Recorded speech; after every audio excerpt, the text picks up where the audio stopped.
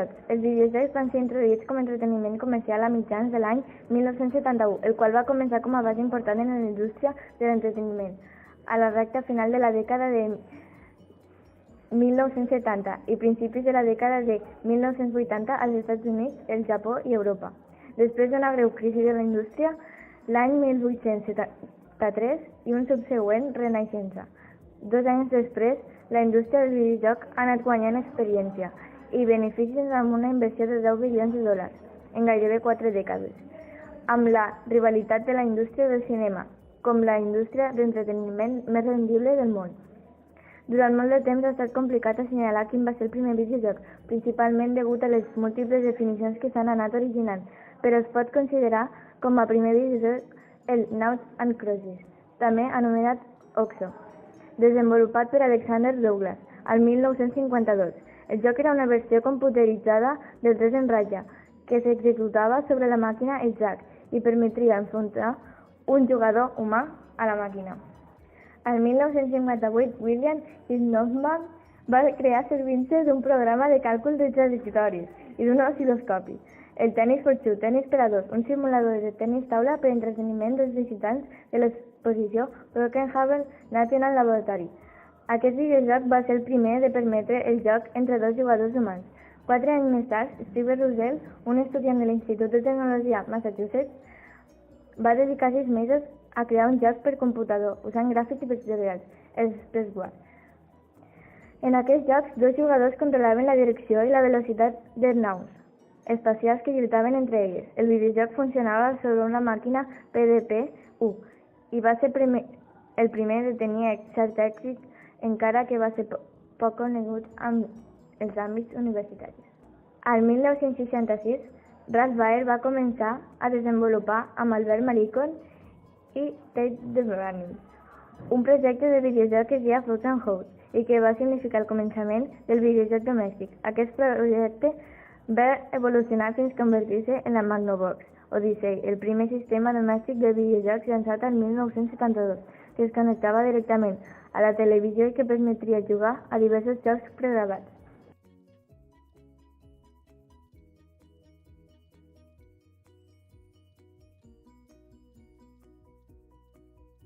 Els anys 80 van començar amb un fort creixement en el sector del videojoc, perquè, en la dècada dels 80, la febre pels videojocs va augmentar considerablement.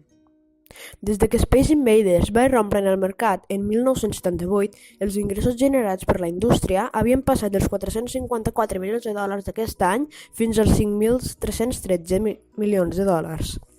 En 1982 estava incrementant els seus beneficis un 5% mensual. Els videojocs supervendes d'aquests anys van ser Pac-Man, Tetris, Donkey Kong, Super Mario Bros., Mario Bros., The Legend of Zelda, 1942, Q*bert, Pitfall, Donkey Kong Jr., Super Mario Bros. 3, etc. Les videoconsoles més importants eren la NES, la Sega Master System, la Game Boy, la Intellivision, la ColecoVision i la Commodore 64. Durant aquests anys destacaven sistemes com l'Odyssey 2 de Philips, l'Intellivision de Mattel, la ColecoVision de Coleco, l'Atari 5200, la Commodore 64, TurboGrafx de NEC. D'altra banda, en les màquines recreatives van triomfar jocs com el famós Pac-Man de Namco, Battlezone d'Atari, Pole Position de Namco, Tron de Midway o Saxon de Sega. També va ser anomenada la dècada dels 8 bits. El negoci associat a aquesta nova indústria va aconseguir grans coses en aquests primers anys dels 80, però no obstant això, el 1983 va començar l'anomenada crisi del videojoc, afectant principalment als Estats Units i Canadà, i que no arribaria a la seva fi fins a 1985. El 1985 va aparèixer Super Mario Bros., que va suposar un punt d'inflexió en el desenvolupament dels jocs electrònics, ja que la majoria dels jocs anteriors només contenen unes poques pantalles que es repetien en un bucle, i l'objectiu simplement era fer una alta puntuació. El joc desenvolupat per Nintendo va suposar un esclat de creativitat. Per primera vegada tenim un objectiu i un final en un videojoc. En els anys posteriors, altres companyies van emular el seu estil de joc. Una altra branca dels videojocs que va créixer amb força va ser la dels videojocs portàtils.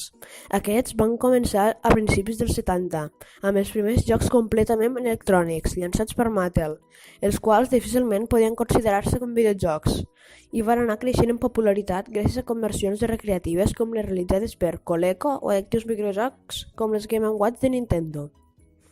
L'evolució definitiva de les portàtils com a plataformes de videojoc va arribar al 1989, amb el llançament de la Game Boy de Nintendo. La primera màquina recreativa de la història va ser Galaxy Space, que va sortir al finals de la dècada dels anys 60, però una cosa important en els inicis dels videojocs va passar en el 1971, quan Nolan Bushnell va començar a comercialitzar Computer Space, una versió de Space War que era un joc que després va tindre una versió més recreativa que es deia Galaxy War, i això va passar el 1970 a l'Universitat de Stanford.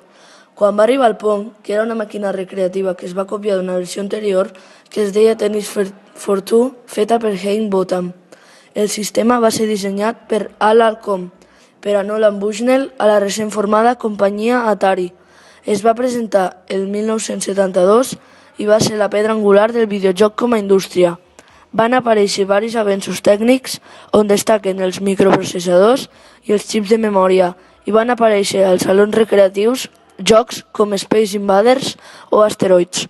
El 1975 va sortir al mercat Telegames Pong i va ser la primera consola domèstica d'Atari distribuïda per Sears. El nou producte va tenir molt d'èxit i va vendre més de 150.000 còpies. El 1977, al Nadal, es van comptar més de 60 màquines del Pong per vendre i només als Estats Units es van vendre 13 milions de còpies. Nintendo va ser fundada el 23 de setembre del 1889 a Japó. És una empresa privada especialitzada en consoles i joc. El seu fundador, Fusahiro Yamaguchi, afirma que Nintendo està passant per un dels pitjors moments, però recalca que Nintendo va marcar una època i va crear consoles increïbles com les que anem a parlar. La NES. La NES va ser la primera consola de Nintendo i va sortir l'any 1985. Molta gent afirma que va ser una de les millors consoles de 8 bits. Es van vendre més de 62 milions de consoles i tenia més de 500 jocs. Per desgràcia de molts, l'any 1996 es va deixar de fer. Y mira, Lisa, puedo fijar el fotograma exacto en el que le hiciste trizas el corazón. Y... ¡ay! Però el 14 de juliol del 2016, Nintendo va anunciar que la Nintendo NES es remasteritzaria amb una nova versió millorada i amb 30 jocs.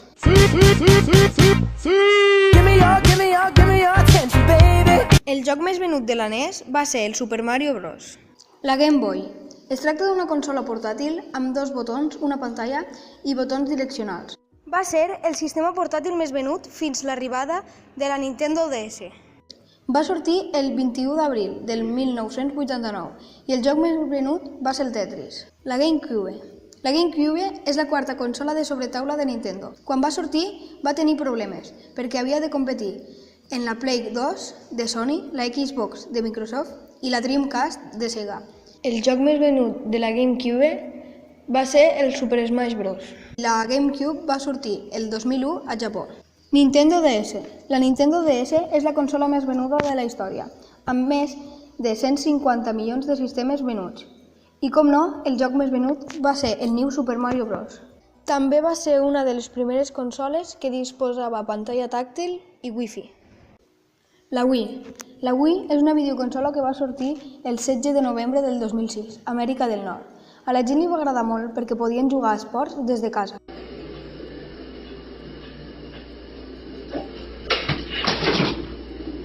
La Wii es va anunciar a una conferència de Nintendo a l'E3 del 2005.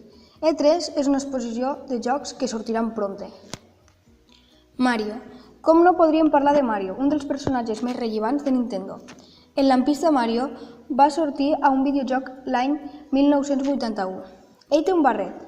Els creadors afirmen que no és per estètica, sinó perquè al moment de saltar sigués més fàcil perquè si s'han de fer les animacions del pèl quan es mou... Sega és una companyia de videojocs japonesa creada el 2 de juny de 1960.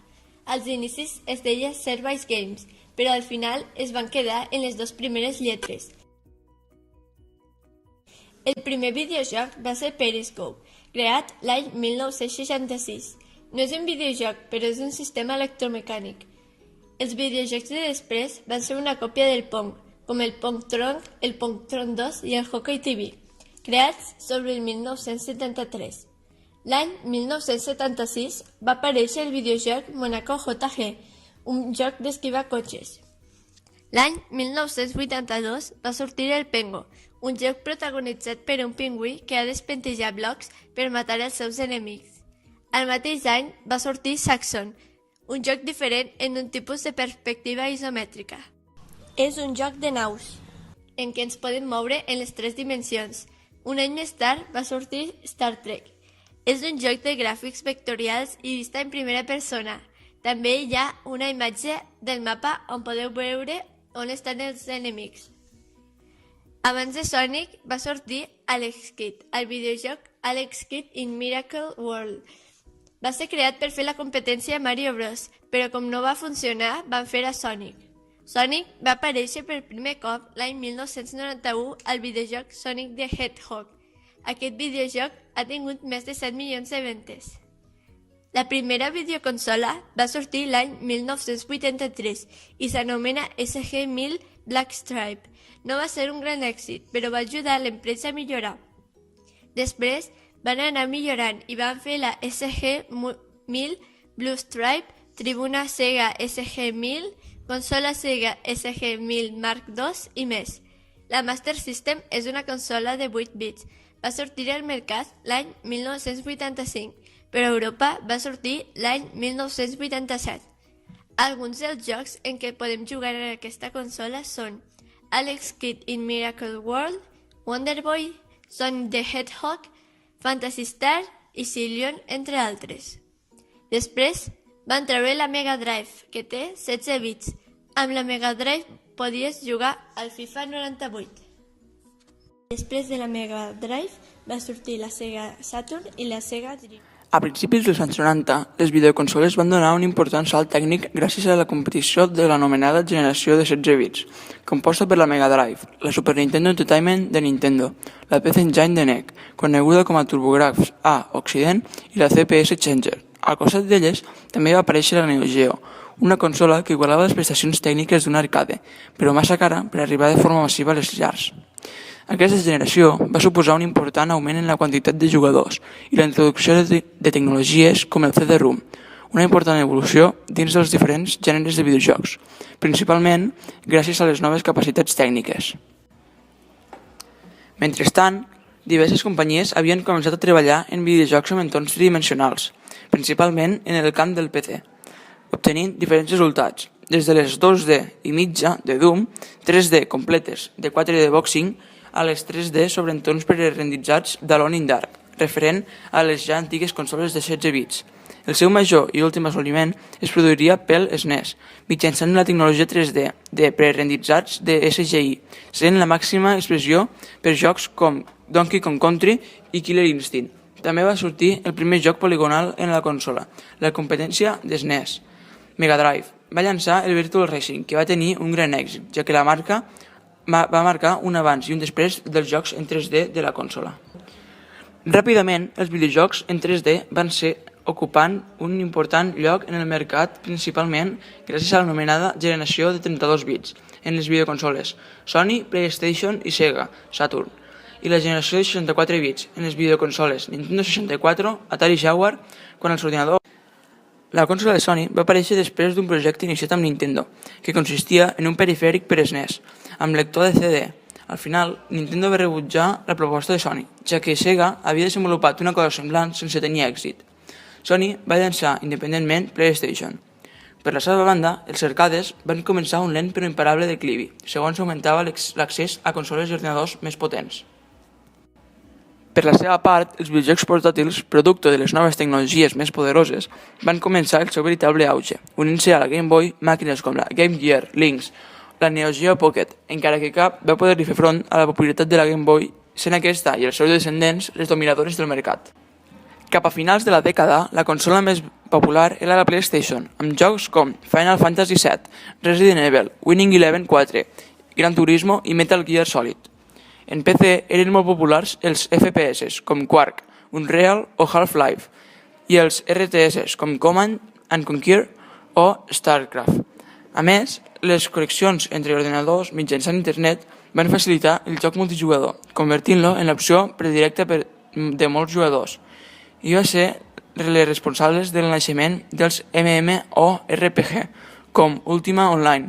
Finalment, el 1998 va aparèixer al Japó la Dreamcast i donaria començ a la generació dels 128. En 1984 es va crear el joc Tetris, fet per Alexei Pajitnov.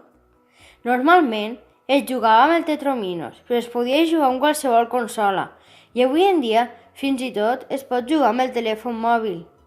Quan es va crear el Tetris, el 1984, també es jugava al Pac-Man, al Star Command, al Paperboy, al Missile Command, al Kung Fu Master i molts més. Pot jugar unijugador o multijugador. El nom Tetris ve d'ètim grec, lletra, que significa 4, i fa referència a la quantitat de quadres que componen la peça. En 1985, Alexei Pajitnov treballava per al govern de la URSS en el Centre de Computació de l'Acadèmia de les Ciències de Moscou. Estudiava la intel·ligència artificial i intentava crear un programa de reconeixement de veu per a la mateixa gent que va posar l'Sputnik en òrbita. Però a la tarda va teclejar el seu Electrònica 60 i intentar recrear els puzzles que li feien feliç quan era un nen. Sempre li havia agradat el pentominó, un joc d'estratègia i rapidesa mental que consisteix en encaixar peces de fusta en una caixa. Així que imaginava què passaria si la caixa fos vertical i les peces caiguessin del cel. Al 1991, Alexei Pajitnov va marxar als Estats Units i 5 anys després, a l'any 1996, va crear la seva pròpia companyia, Tetris Company, junt amb Hank Rogers, i es va apropiar els drets d'autor. El joc està format per figures geomètriques, que tu les pots moure i col·locar-les com vulguis. El Tetris ha arribat a la xifra de 125 milions de còpies venudes des de 1984. L'aparent simplicitat del seu disseny, elegant i minimalista, i la profunda intel·ligència i versatilitat del seu sistema de joc segueixen fent d'aquesta joia de la història lúdica de la humanitat una referència total per a qualsevol que estigui mínimament interessat en passar-s'ho bé. Relacionat amb el món dels videojocs, s'han realitzat algunes pel·lícules a partir d'alguns d'aquests, com Super Mario Bros., que s'ha fet a partir del joc, que va costar 48 milions de dòlars per a fer-la, però a taquilles va ser un absolut desastre. La pel·lícula va sobre els germans Mario i Luigi. Coneixen una jove anomenada Daisy i aquesta és segrestada per malvat Bowser. Per això, els dos germans han d'unir-se per rescatar-la i portar-la sana i salva. També la d'Angry Birds, que s'ha creat basada en el videojoc d'Angry Birds. La pel·lícula va costar 74 milions de dòlars i va tenir uns ingressos de 230 milions. Va sobre els porcs que invadeixen l'illa dels ocells, perquè al rei porc li agraden molt els ous.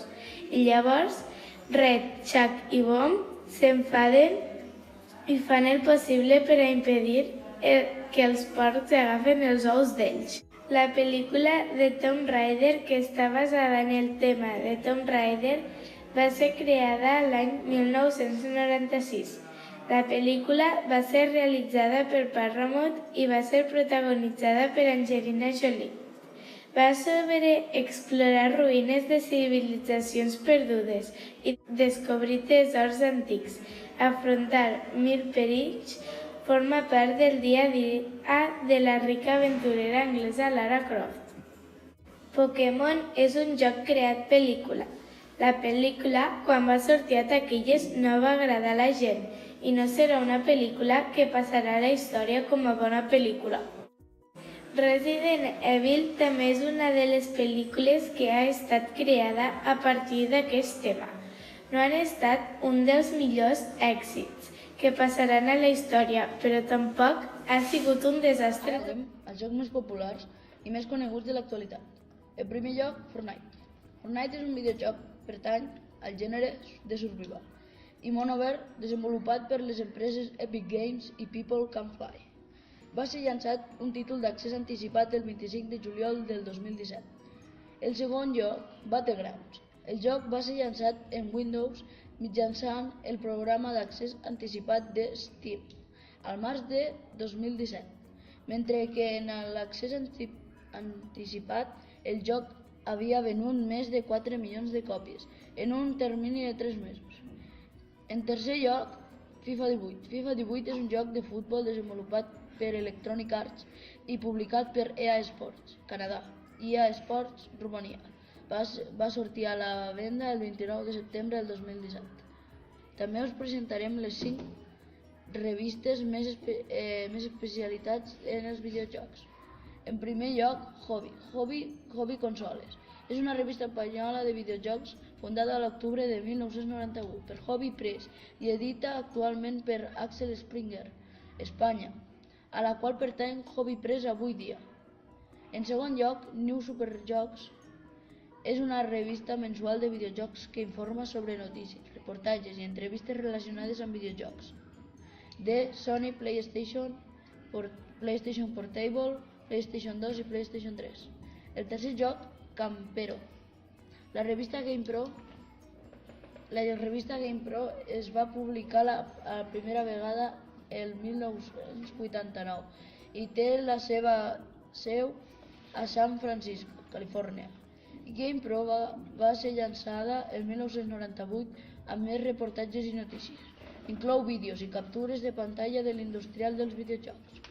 En quart lloc, PlayStation The Official Magazine, coneguda també per les seves sigles TOM.